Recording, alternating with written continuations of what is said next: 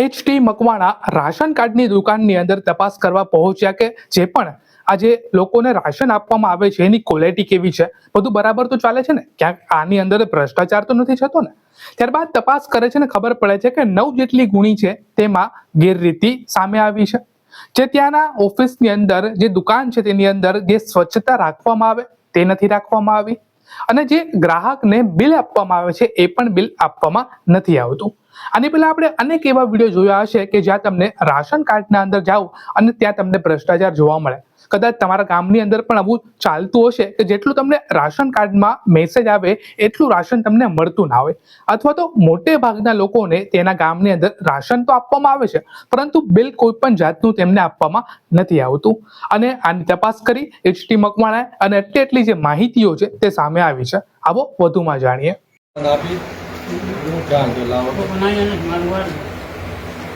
Photo લીધેલો છે. ભાઈ બીજું કોઈ તમે આવો કેટલા સભ્યો ઘરમાં કેટલા 4 8 કિલો ભાઈ નામ બોલો તમારે.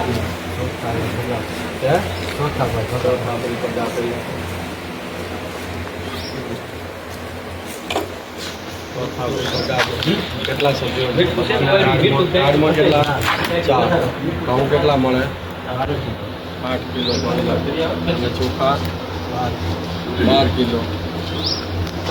સાચું કહો છો? કયું છે કાર્ડ?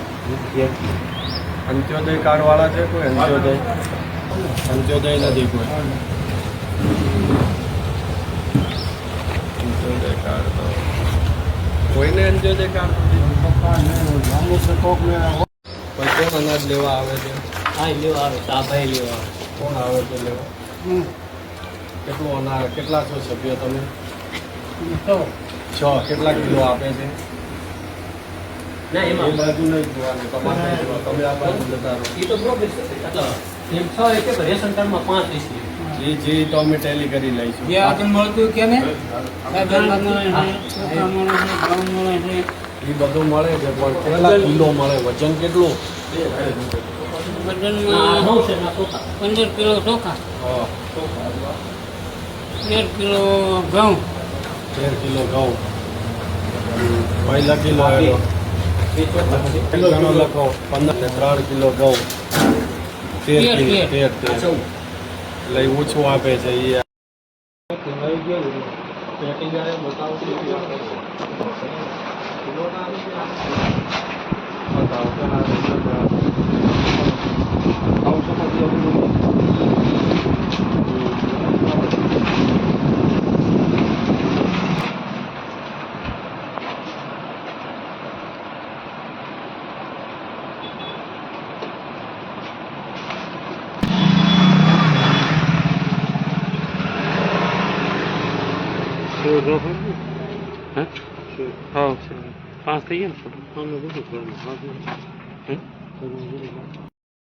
રાઠવાળો એ કે મને બધા કે ચોખા આપી દે તો કે વધારે સારું.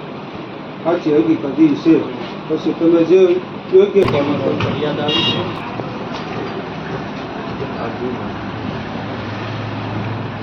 નવા ફેરવી નાખી છે. પ્રિન્ટર સાહેબ એવું થયું કે કાલે મોગરી ખડા આવતો ને તો વચ્ચે પડ્યું. મોગરી ખડા ચાર્જમાં ઓપન 8 દિવસ ગાડી